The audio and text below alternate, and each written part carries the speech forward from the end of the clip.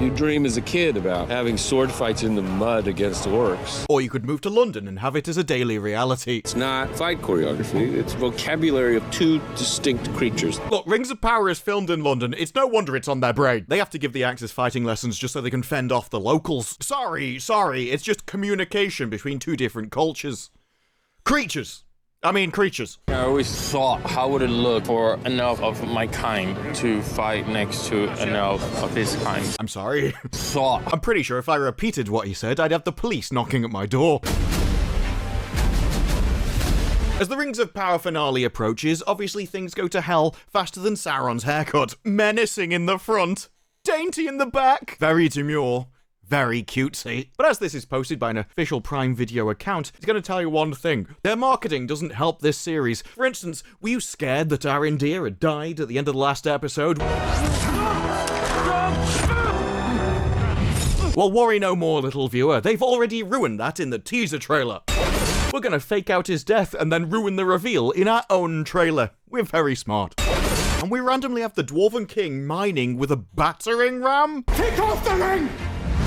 I'll take off the whole hand! This is what happens when no one's ever done a day's work in their life. They think you mine with battering rams. Whole hand! Then again, the trailer also shows the fight between Galadriel and Sauron. Something that was in the trailer since before the series was released. We're gonna spoil the finale for you! If spoiling's even possible at this point. That fight scene has one of the worst pause faces of all time, by the way. I'm sorry, Sauron. Because they already gave it a very good go at the end of episode 7 with their absolutely glorious, badass metal song that Alyssa McConaughey just can't stop thinking about. This was the pitched perfect end credits we needed all along. Before you even have a chance to read the first credit, a throaty, intense metal voice starts chanting. Yes, a metal song is playing in Lord of the Rings, and it's awesome! Not very Lord of the Rings, though, is it? In fact, the main thing I had on my mind at that moment was Bill Bailey's song about an owl. Born on the velvet wings of night, I'm hungry for a feast. Look, we've already ruined the rest of canon by getting the timeline and just condensing it down into a couple of weeks. At least provide entertainment by getting Bill Bailey to sing a song in the background of a scene. I am the nemesis of the Vole. My heart is black as coal. Leading the elven armies, they get attacked by flying creatures, and Bill Bailey's just like, I know how to defeat them! You can kill me with a trowel. I am an owl. And look, if you think that's stupid, it's no worse than what's in the rest of the show. What sort of big moment, given the chance in future from Tolkien's lore, would you be super excited to bring to life in the show, hypothetically? I don't know, hypothetically. I mean, there's so many more moments to come, so... I have no idea. You can actually tell by their faces.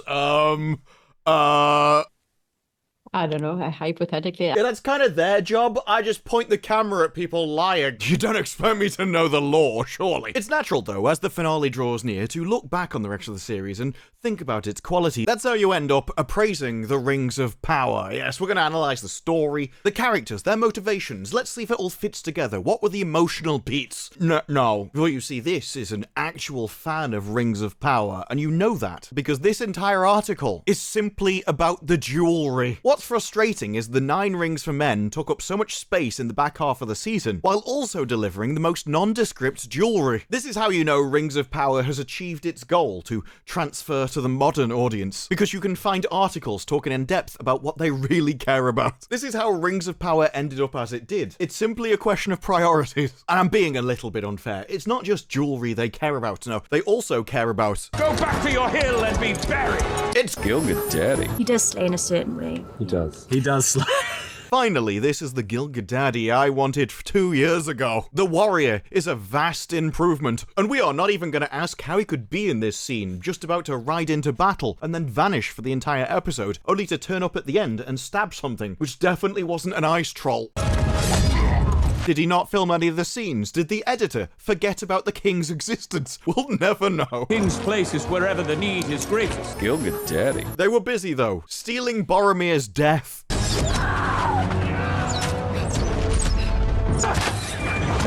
And rather than thinking it was a cheap rip-off of a property that has nothing to do with this series, no, it mattered, because I'm crying now. One of Elrond's loyal soldiers emulated the bravery. He didn't know her. She wasn't a character. She just hung around in the background for a while and they zoomed in on her for absolutely no reason during a horse scene.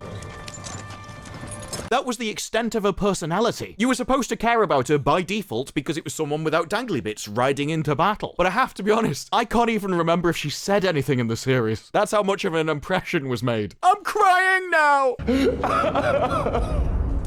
That was the intention, to transfer the emotion that you had from a decent property onto a worse property. It's cheap, manipulative, and it doesn't work. Well, except on the modern audience anyway. The same kind of audience that'll be like, he said precious! There was a big problem in episode 7 of Rings of Power, though. I ship 'em! Although it wasn't quite so big a problem until after they'd locked lips for a while. I don't know why we needed the heroic music. I've got to... And the thing is, season 3 is set to make that even weirder. So will the finale, because what the teaser didn't show you is when Elrond and Galadriel meet, he's gonna gently whisper in her ear, "I'm gonna shag your daughter later." He's so romantic. He really is.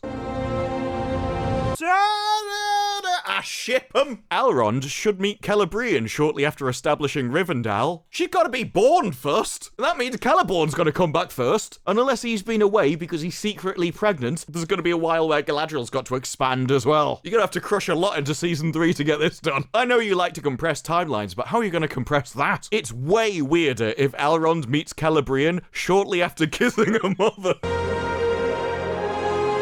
Look, maybe that's what Elrond's into. When he proposes to Celebrian, he'll just be like, "I'd like to spend the rest of my life with you because you taste like your mum." I ship 'em. You can't say I'm writing too much into it. Look, I know they've tried to deny it. I didn't see the romance there at all. I think it's what you say. It's an emotional goodbye. Nobody says goodbye like that. Ride you to victory. That's not how you say goodbye. Especially when he gives an interviewer and says that actually, this is very Leia and Luke, if we're being honest. Look, this is Amazon and Hollywood. They are very used to keeping it in the family. After the last episode, I definitely think they should be starring in season 3 of MILF Manor. She's beautiful and thoughtful. Shine wherever you go. I used to stick to your gut, to yourself. I'm glad you like it. Oh! Ooh. Oh, look, I've brought my daughter with me, and there's Elrond. You have him in the morning, I'll have him in the afternoon. Now, like Rings of Power has loads of shipping and romance articles going around, how Rings of Power Season 2 turns Sauron's latest romantic arc into a terrifying tragedy. I did briefly think they meant Celebrimbor. You will come for the rings. I will ensure it is sometime. The secret 4th elven ring that Tolkien never wrote about. But no, it turns out actually it meant Modania, unfortunately. Come, my lord. Who led to the funniest moment of episode 7. Get your hands off me! No! And Galadriel wasn't even the only person that Elrond's been getting with. The dwarves are coming! Durin will come. Durin will come. Durin will come. Durin will come. He's been taking his pickaxe to Jorin for a while now. But it is funny the show's reaction to what is an obvious scene. You really have to gaslight the audience to try and make out that Elrond and Galadriel weren't a thing, and that he was just saying goodbye, he was just passing her an item. I ship 'em. To actually deny otherwise simply insults the intelligence of the audience. It's the whole, "Oh no, we didn't make it, that's just you taking it that way" pin is an excuse, and he did that in full view of an orc anyway, so it's not even much of an excuse. But it's utterly bizarre to go, "Oh, we didn't mean to ship 'em." I don't know why we needed the heroic music. Ride you to victory. It just comes across as bait when you try. Oh, it was confusing. It's the last thing I'd expect. It's a bizarre tactic. It's shocking. You think the kiss between Galadriel and Elrond was free of all romantic motivation? Oh, 100%. Yeah. Are you retarded or gaslighting people? That is an option as well. I think that act in this world is slightly different in the way it's perceived. Oh, of course, yeah. In Lord of the Rings, everyone's nipping off behind the bike sheds for a quickie, then coming back. It means nothing. It's just the culture around here. here. We're elves, you see. We live forever. Of course it's gonna happen every now and again. She's an elf disgrace. I think when you see a kiss walking down the street, you instantly make certain conclusions about what's going on. But in the elven world, I think it's different. I was honestly quite against it for a while, but I think it's good for those moments when you talk about it and sort of flesh out the world a bit. So me, as the character, was against it, but they told me that I had to do it. So you're like, oh, really? Because you knew it was against the character, didn't fight for it, and they made you do something that you know the character wouldn't. You're like, oh, okay. Because the creators want everyone to ship the characters like they've been baiting the entire series. And so all your articles don't really work. It has a much deeper meaning. It's just part of a strategy. It's just goodbye. It's not as shocking as it first seems. You have to ask yourself, why is it shocking to you? Why was it shocking at first to you? Why did you have an initial reaction and then have to logically work out how to overcome your initial reaction? You had to rationalize it afterwards because you knew what it was, everybody knew what it was, and then you desperately had to try and find an excuse as to why it would be okay, and then gaslight other people so they could also rationalize it. And even then in the interviews, they can't keep the story the same. Well, the intention was to be controversial. The point was controversy, so that it would be shocking and disarm them. It was a really good ploy on his part. It was fun to talk about with Galadriel and the showrunners about how elves express love in this world. They're not like mere mortals. They're not like me and you, no. Elves are different. They always go around and act like they're in a Hollywood party. You see, Gilgadaddy would throw these massive parties. Always very well stocked they were. Plenty of baby oil. But there was one thing that made me really sorry that we didn't get for it. There was going to be an even more extreme death scene, and it would have been incredible. Merdania's death was almost much more gruesome. It was already hilarious. Get your hands off me! No! Come, my lord. If they made it more gruesome, I would have wet myself. So in the show, we had her thrown off the wall and killed the orcs. But the director wanted some really gruesome bits. So Merdania was thrown off a roof. You see her go down and hit the ground, and you see this orc chopper. Then he holds up her whole shoulder and arm and starts to drink the blood. It's a good bloke. Yeah. But they definitely deemed that a bit too gory, which I can't understand why. Hilarious. It would have been amazing. I would have been cheering. That could have made the show a 10 out of 10. You just have Celebrimbor go down and he starts joining in with her other arm. It would have been awesome. Could have had Elrond come along and start kissing her for no reason whatsoever. Get the whole band back together. Was that controversial kiss romantic? Here's the truth. After reading that last article, puts a little bit of a different spin on the title, doesn't it? What kiss do you mean? When the orc was sucking her blood?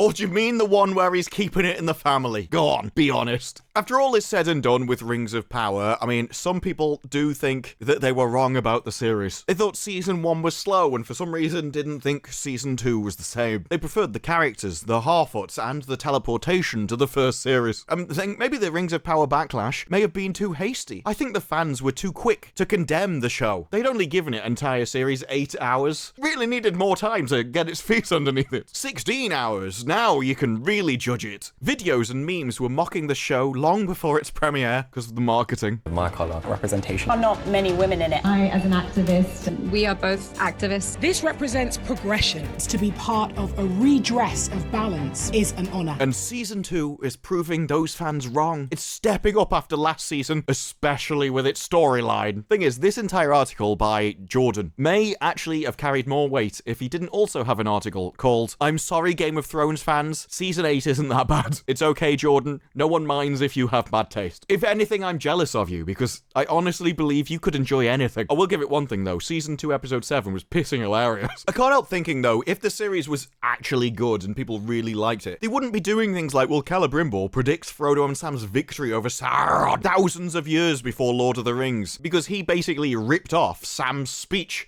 There's something in this world worth fighting for, Mr. Frodo. And yet, because they ripped off that speech and went, no, it's not strength that overcomes darkness, but it's light. Light endures and is mightier than strength and armies. So because we're ripping off the movies, he predicted it. It's really easy to predict things when you already have canon and then you decide to do a prequel. That's why they like prequels so much. They can tie themselves intrinsically to the IP which they had nothing to do with, which people already like. Good sequels are far harder to write. As you know, you'd have to make it good before anybody cared. cared. And it just seems that that's what Rings of Power is. They're desperate to appeal to the fans who are into shipping and jewelry, but they also want this to be their legacy, and it will be. It's just that rather than a legacy of love and adoration from fans of an incredibly successful series, instead Rings of Power will always be the showcase of how there is no size of layup that can't be messed up by modern Hollywood. And no IP, no character, no relationship they're not happy to destroy and pervert. Gil-Gadaddy. Because that is what the scene was between Elrond and Galadriel. There to stir up controversy